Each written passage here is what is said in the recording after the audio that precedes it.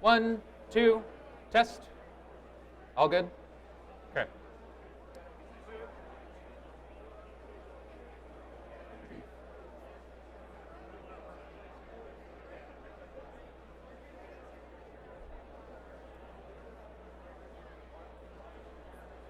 All right.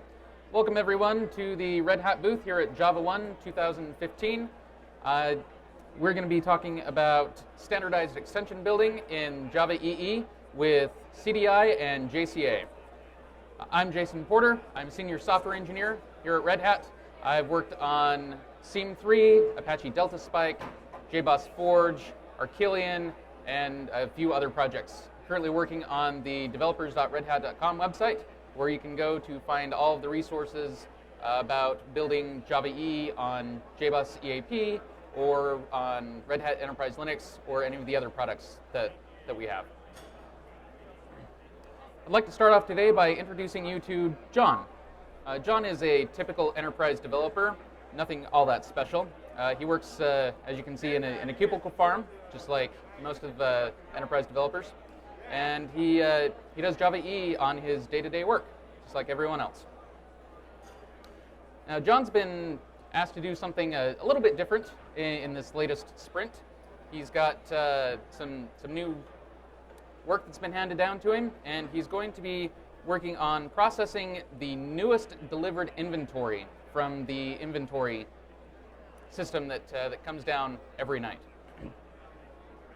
And of course, during his meeting, John's thinking, well, this is great.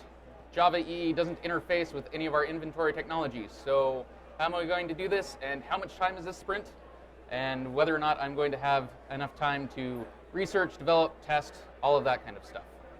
So those are his concerns walking into this. Now, I'm sure all of us here have had this question or this thought. Now, if only Java EE did whatever it is that I need to do at this particular point in time, everything would be nice and easy. However, it isn't always the case, right? Although, one of the nice things about Java EE is that it already has that. Although you may have to do a few extra things. Like I said, it kind of has that as long as you can go through and extend the Java EE platform, which may be a little bit confusing or difficult, but it is definitely doable. Although you may be wondering what exactly it means to extend the Java EE platform. We've had the ability to extend Java EE for a number of years. You may have remembered standardized extensions in CDI coming out in Java EE 6, although in previous versions we had JCA, the Java Connector architecture, which allowed us to also do extensions, although it was very underutilized. So that's one of the things we're going to be looking at, how to extend Java EE using both CDI and JCA to do all the extension points that you may need to do.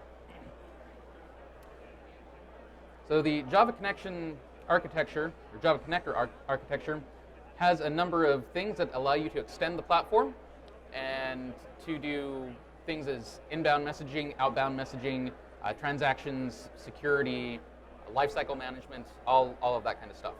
And the great thing about JCA is that you've probably already used it before. You just may not have known it. Now, one of the big things that JCA is used that you at least have heard about, if not used, is JMS. I'm sure you've used JMS before, looked at doing message-driven beans from the previous version or whatever. All of that is done through JCA. So your communication with the message broker is done through JCA. Although you can do other things in JCA besides just message-driven beans, although that in this particular instance, that's what we're going to be focusing on, as it's the easiest to get started and easiest to use. Now, I mentioned some of the things that JCA provides for us. One of those is connection management. So you can think of this similar to what you would do with a database, finding a connection, getting a managed connection, running through all of the transactions, all of that kind of stuff. You can do similar things in JCA as well by using the connection management, using a connection manager, starting all of that up inside JCA when you start your resource adapter. JCA also provides transaction management.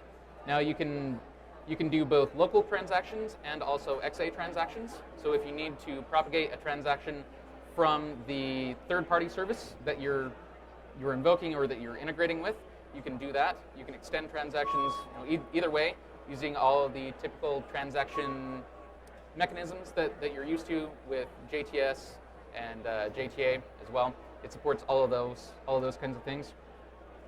JCA also provides a way to handle security, both with the application server and also the third-party application that you're integrating with. You can authenticate against that. You can send credentials. You can hold credentials. All of that kind of stuff is available in JCA. So you can do those things inside your resource adapter. There's also a little bit of lifecycle management that your resource adapter has access to, both at startup and during startup and also shutdown of the application server. You can do things like starting up the connection pool, bootstrapping threads, starting up long-running resources, all of those kinds of things you can do inside JCA with the lifecycle management that it provides. It also provides a way of doing workflow management.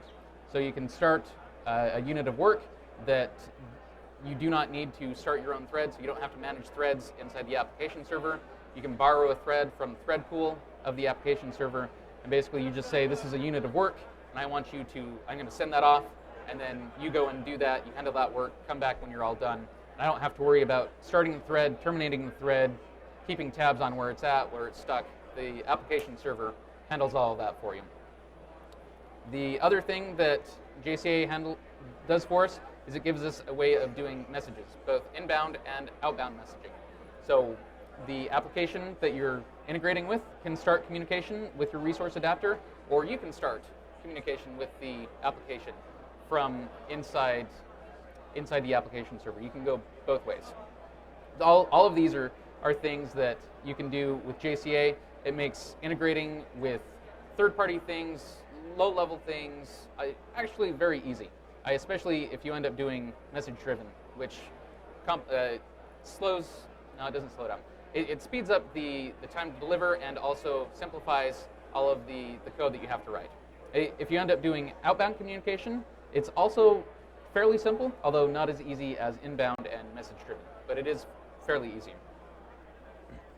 So back to John.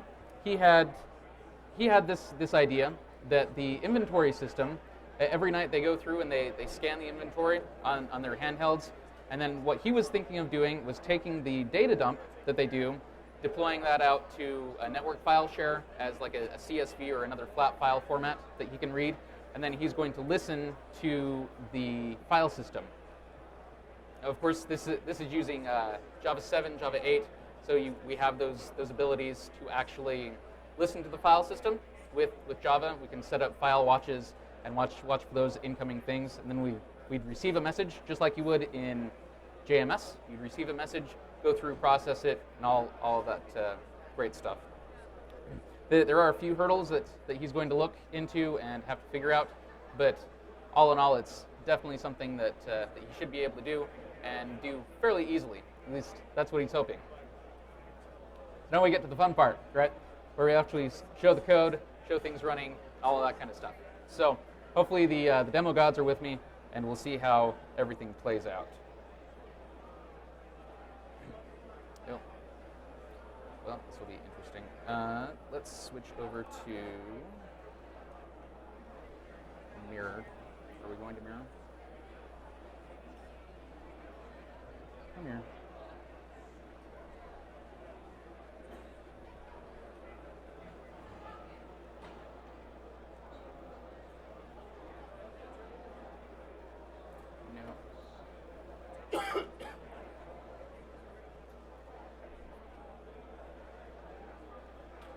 All right, here we go.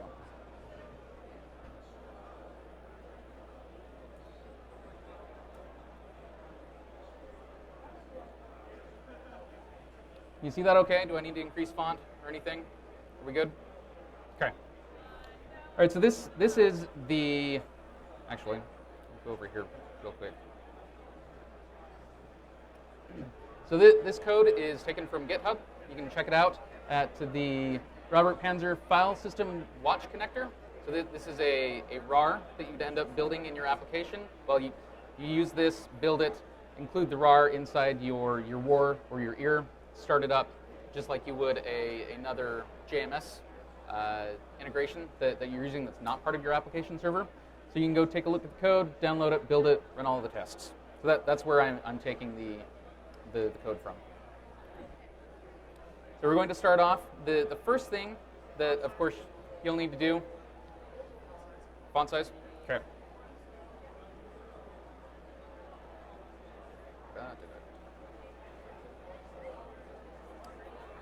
Where are you?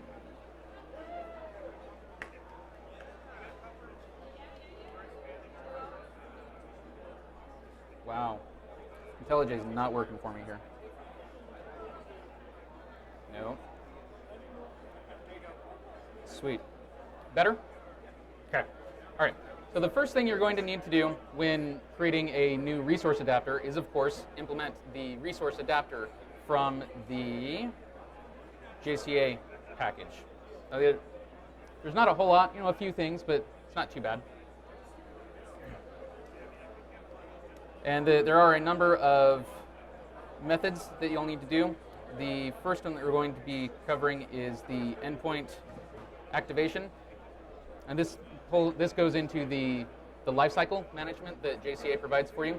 So as soon as the RAR is started up, it'll call this method, and you're going to be able to handle any of the additional startup that your particular resource adapter needs to do. So in this one, we have a file system watch that we're going to be doing. We're going to start that all up and get that going as soon as the application server starts up, and start the listeners for the file system watch. Next off, when the application server ends, then you're going to be receiving a call to the endpoint deactivation, or of course you'll want to remove any of the processes or any other resources, do resource cleanup so everything terminates gracefully. If you end up doing any kind of XA resources or transaction management, then you'll need to implement this method right here to actually start up any XA resources or communicate with the transaction manager. In this example, we don't have anything, so we're just returning null. Start and stop, of course, starts the RAR, the RAR during the when everything's booted up and ready to go, and stop, of course, ends things. Again, just some cleanup when the application server ends or when your RAR is being undeployed. And then, of course, your typical hash code and equals that you end up doing. Nothing too fancy over there.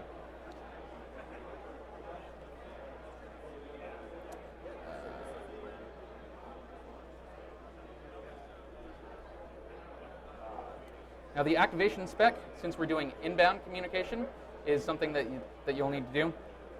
No, go away. And this gets called again in that lifecycle phase of the RAR. And there's really not a whole lot here. This is basically just a simple Java bean. It implements the activation spec, and you see a few things that you override over here. But those things, this is almost boilerplate code, right? So there's not a whole lot there that you need to worry about. Just make sure you implement the methods, and you're good to go. The last thing that we've got here as far as startup goes is the worker thread. And what we're doing here, because we actually need to continuously listen to incoming messages, we're going to start a thread and then actually delegate any work off that we receive to the work manager in JCA. Where is it? Oh, it's in the invoke method. So you can see here in the invoke method right here on line 89. So we get here, we grab the work manager from the resource adapter, the boot up context, and then we schedule work. Work is a simple interface, single method interface. It's a run, very similar to a runnable that you'd be familiar with. And then you can see we're doing some reflection over here. We'll get to that in just a minute to show what it is that we're doing, make things a little bit easier. And then you run through the work, call any of the endpoints that you need to do, and you're good to go.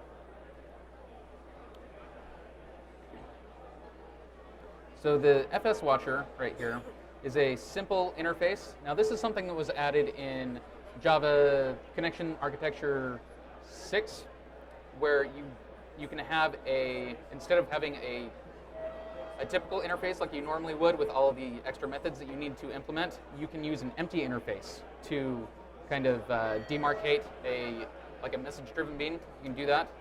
And then what we have here, similar to what you would see in CDI or JAX-RS, is we have a number of annotations that we're using to create, delete, and also modify, like you would expect on a file listener. A new file is created, or a file is modified, files deleted, all that kind of stuff.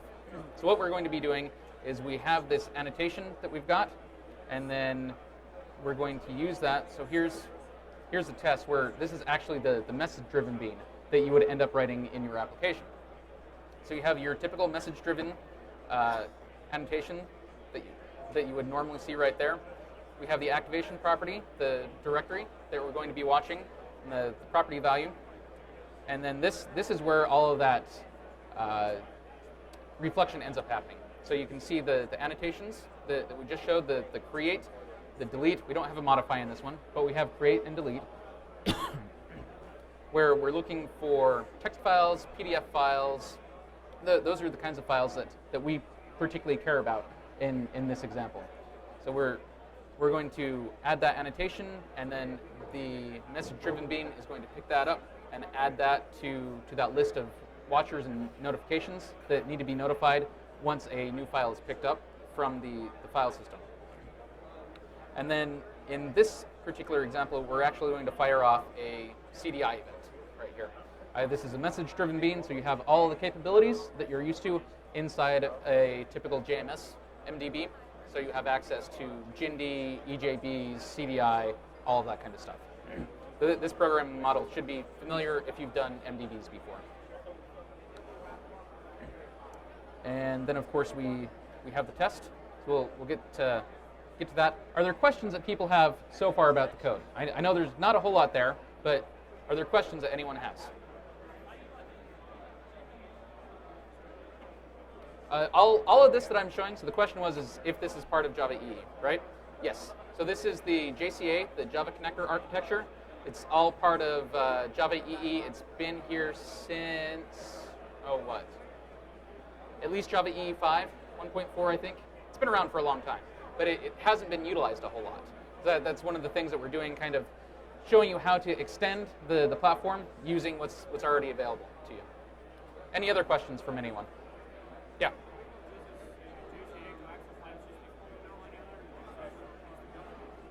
So the question is, are there any other usages besides file system listening that we can do with JCA? Yeah, there definitely are.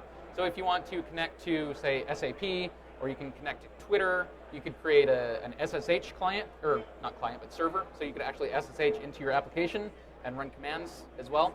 All of those kinds of things are available to you. Pretty much anything that you can think of as far as sending a communication across the wire to the application server, you can do. So what's the advantage of doing it this way as opposed to, let's say, like REST or something? So you can do a lot of that. The nice thing about this, CDI gives you the ability to create extensions as well. This is a way that will allow you to, one, communicate outside the application server without having to start up additional ports or threads or all of that kind of stuff. It's something that's already built in to the platform that you can use. Okay. Further questions? Anyone? Nope? All right.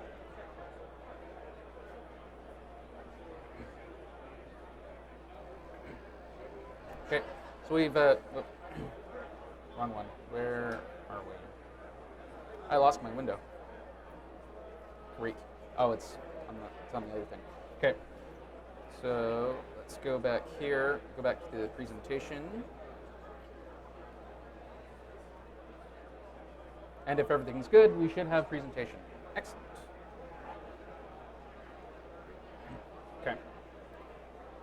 So So we've gone there. Now, testing. Of course, the question is going to be, how do we test all of this stuff, right? We're inside the application server. We all know testing inside the application server isn't the easiest of things to do. We could write unit tests. We could create mocks. We could do all of this kind of stuff. But especially with doing something like JCA, you'd end up mocking up a lot of things, right? So you'd end up mocking up your bootstrapping, your work manager, transactions, all of that kind of stuff.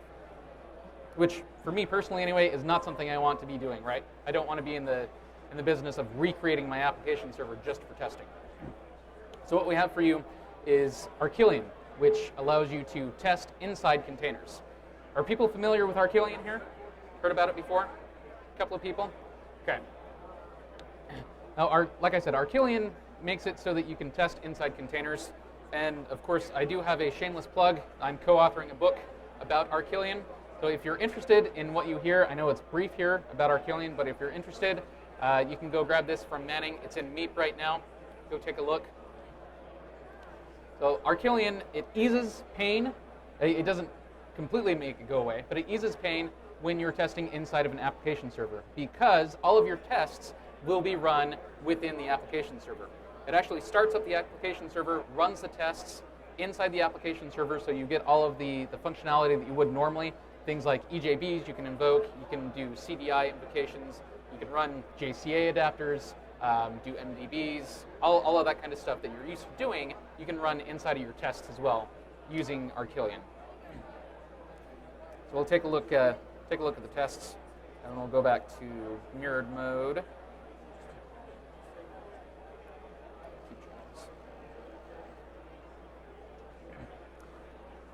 Okay, so the file event, that's what I want. So we've got, now it loads up. We've got an event, and what this is doing right here is really just a simple CDI event. It's a POJO for all intents and purposes that allows us to send some information through events, and we'll take a look at that test where we use that. So we do have the MDB that I showed previously, and then the actual test itself. Now, I'm going to go over a little bit of Archillion. I know it's new to some people. So what you end up doing, an Archillion test starts off with this annotation if you're using JUnit. So this is a JUnit annotation. Say we're going to be running with Archillion. And then, of course, the next part is this deployment.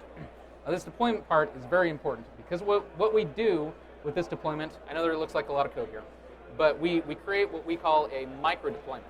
So we're creating a small deployable unit to actually deploy out to the application server that it's going to run, and it's going to include your tests. And then Archillion will take that, run it on the application server, listen for all of the tests to finish, aggregate those results, and then bring it back into the test runner, where JUnit will see all of the test results and everything like that.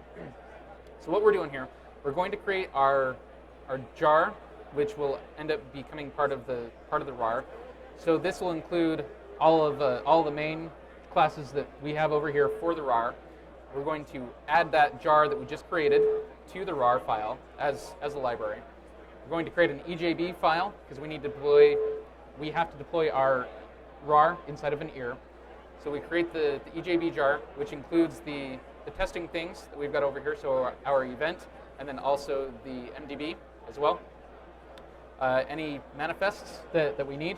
This one will be running on Wildfly, so we include any of the EJB XMLs that we need, Beans XML to start up CDI, and any of the additional lib. So our test is actually going into the EJB lib jar that'll be used.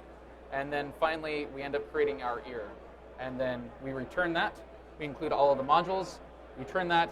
Archillion takes the ear. It starts up Wildfly for us, takes the ear, deploys it to Wildfly, runs the tests inside the ear, listens for the tests to finish, it runs, and everything's happy. Or at least that's the idea, right? So we can take a look real quick at, let's see, what's our debugger?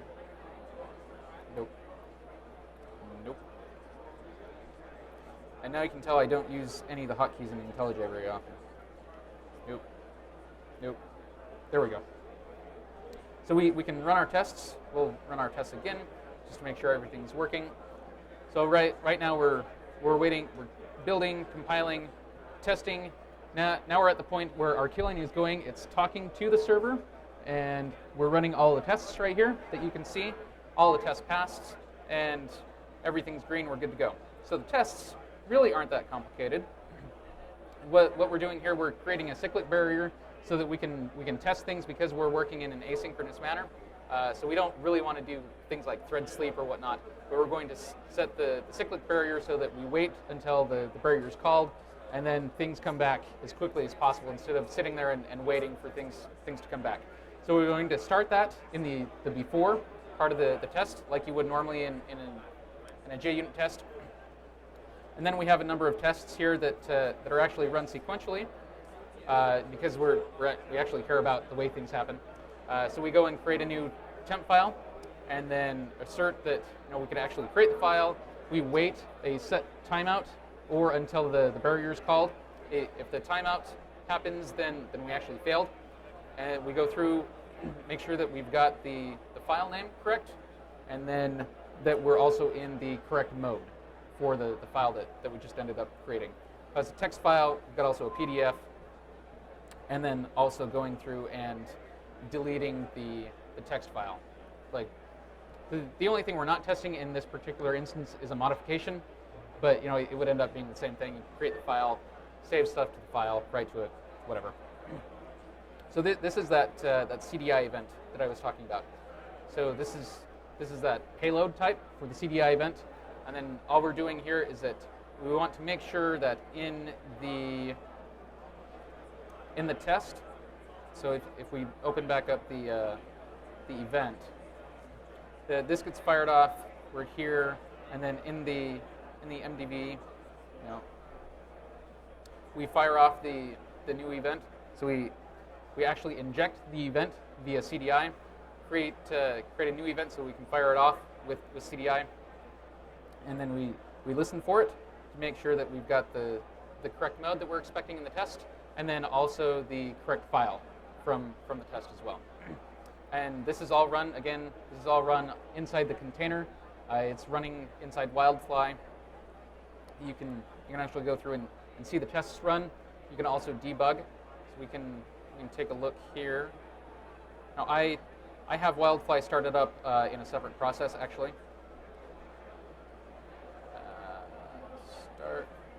There we go.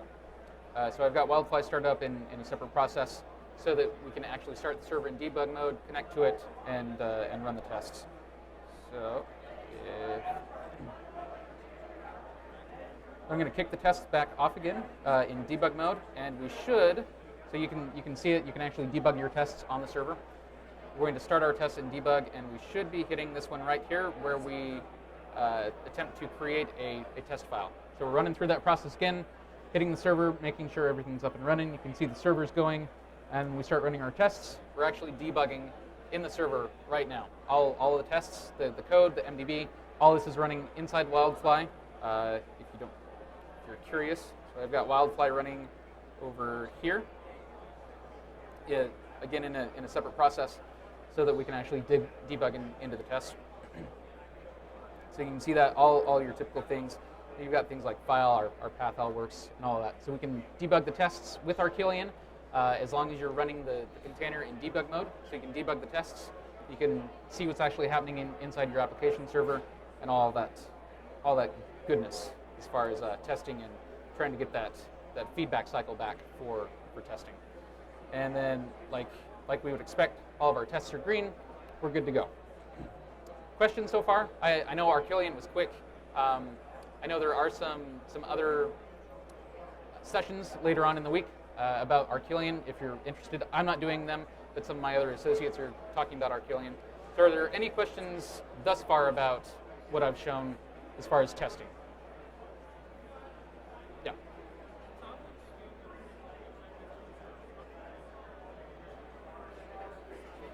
There is a little bit. So the question was, it looks like I'm recreating the deployment configuration for this test. And the answer is yes, I am, because I actually need to deploy to the server. This is a small example, so it ends up being essentially the same as what you would deploy in production in this case. Although the idea is that you build up small chunks just that you need to test. So say I had an EJB that I was using and some CDI and maybe a JAX-RS endpoint. So I would create a micro deployment that includes the EJB, includes a Beans XML startup, CDI, any of those dependencies that I'd be using, and then also the JAX-RS endpoint, and that's it. My application that I end up deploying to production may include other things, right? There may be more endpoints or whatnot, but all that I need for that one test is what I'm packaging up and sending over to the server. Okay. Any other questions?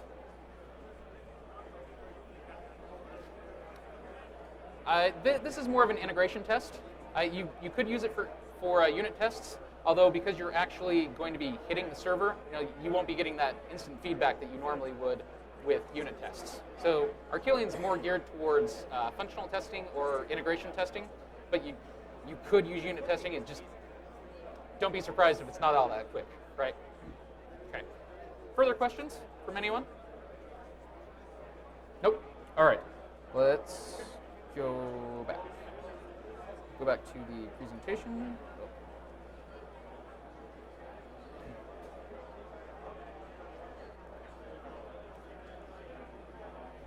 Alrighty. So of course, since John's done all of that bit of work that he needs to do, there's also something new coming down the line, right? Just like always. As soon as you finish one thing, there's always something else that comes along the line, right? That always happens mid-sprint too. So there's something he's been tasked to do, and that one is they need to be able to actually get some sort of feedback as far as what's happening with the process. So John's manager comes in and says, "Hey John, the stuff you've been doing is great, but we need to add some JMX metrics because that's the way that the sysadmins like to see all of their data. So if you could create that JMX bean to integrate with this, that'd be great, right? As a typical way it works." And then of course John's thinking JMX. So I'm going to need another class. I'm going to need an interface, or maybe a few other things that I need to do. And of course he's thinking, I want to write less code instead of more code. So how else can I do this? Is there some other way that I can extend Java EE so that I don't have to write all this code myself? And of course, as we all know, the answer is yes. And CDI allows us to do a lot of that. Who here is familiar with CDI? A couple of people. Has anyone written CDI extensions? Okay, so we got one person that's done CDI extensions. All right, perfect. So CDI extensions allow you to create new things in the application server. They're done at boot time through a lifecycle that looks similar to this. So this is the CDI extension API lifecycle. It does look kind of complicated, but it's actually not that bad. So we start off with the deployment, and then all of these processes right here that are blue or red are CDI events that we listen to. So we start off with a before bean discovery. We can add new bean types. We can add extra metadata to beans that way. Then we go through and scan the archive. The application server scans the archive. Then we get multiple events of the process annotated type. So any annotation types that it finds that we're registering or that we have registered, those will get picked up. We can add new metadata. We can remove things, all of that kind of stuff. Then we do after type discovery. So if we need to double check any additional checks for metadata or types are okay, if we're missing anything, we can start exceptions, all that kind of stuff. Then we go through, the application server does a bean eligibility check. We go through process injection points, targets, bean attributes, beans, producers, observers. Like I said, all of these are events. They're called multiple times depending on what's in our deployment. And we can add new, for example, in the process observer, we can add new observers, we can modify the observer, we can add new producers, all of these kinds of things. After bean discovery, of course, going through making sure everything's good, we do a validation check. After deployment validation, if something happened that happened between steps or whatnot, we can throw an exception, stop the deployment, And then of course, we've got however long this ends up running in your application. That's all your application code, whatnot. And then we do get a before shutdown event from the application server. If we need to go through, clean up anything, close any connections or whatnot, we do all of that. And of course, the application's undeployed, and we're back to ground zero. Again, this is kind of quick. If you've got questions, I can dive more into it. Are we good so far? Okay. Alrighty. So what we're going to be looking at as far as doing some new CDI events or whatnot, there's a project out there in the Apache community. It's called Apache Delta Spike. Maybe you've heard of it.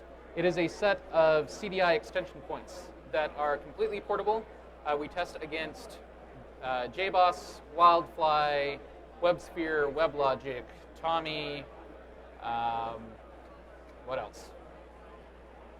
Probably a couple other ones here and there. So we guarantee that everything that we do inside Delta Spike is one, tested, and two, completely portable as far as what you're going to be doing. And one of the things that we can do inside Delta Spike is that Delta Spike gives us a simple way to create JMX beans using CDI. And I actually don't have that loaded up, so I'm going to have to load this up real quick. Do I have it up here? No, I do not. Nope. Open? Yep. All right, so let's projects.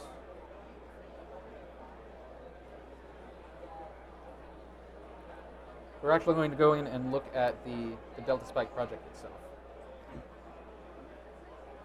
As an exercise to the users, they're actually doing what John's going to do is left up to you guys if you're interested in doing that. Although a lot of the code's already been done in the test, right? So we had an event that we'd end up doing as well and running that.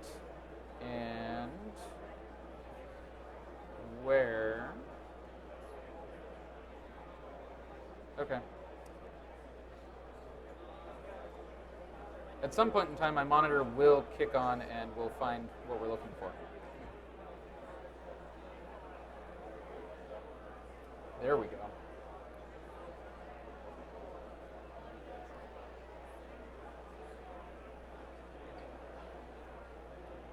Okay, so inside Delta Spike in the core, we do have a few things about doing JMX. So what we've got here, we have an annotation that you create. It's also a stereotype. So what you'll see is you annotate your CDI bean with mbean right here. Then you can also set the category, the name, any additional properties, the type, the object name, and the description. So you set all of that inside your JMX bean that you're creating through CDI, and you can also set up broadcasters. So this is an interface if you need to do some additional broadcasting. The JMX managed is it's an annotation you add to fields or methods, so that if you're going to be exposing those things out to the JMX bean, you add the JMX managed here, so that you can actually see that in your application server or through the JMX console with whatever it is that you happen to be using. And then there's also the notification info if you need to do some additional notifications in your JMX bean. So if you're going to be calling methods or whatnot, all of that's available to you.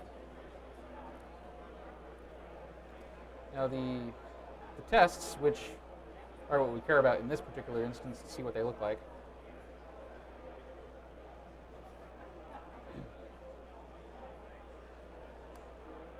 So we have a basic mbean over here. It's application scoped as far as CDI cares. And then we have the mbean declaration right here. We've got a description. We've got a couple of JMX managed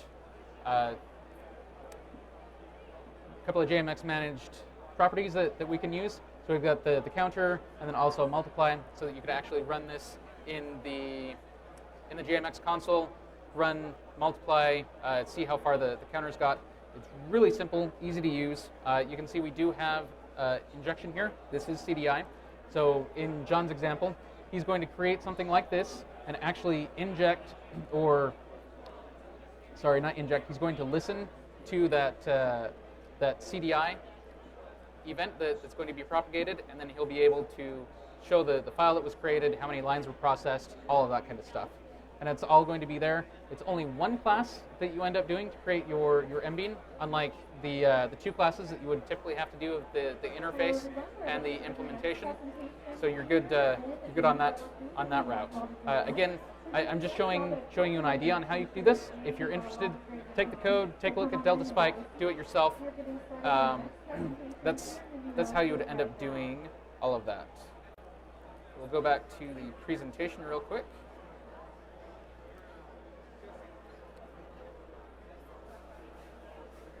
Stay. All right. And of course, John's finished his work as far as the JMX bean is concerned. Everyone's got their notifications, the management console's there. Admins are happy, they can see what's going on. He's listening to the file system, picking up the inventory that is dropped every night, and he can see what's going on. And he actually finished inside of his sprint and done using standardized extensions, both with JCA and CDI to complete his work. And all of you can do the same thing in your applications as well, using the basic ways that we've shown here in this presentation for standardized extensions to the Java EE platform. Are there any further questions that people have? Nope. All right. Thank you, everyone, for attending. And then we've got another speaker lined up in a few minutes. Thanks, everyone.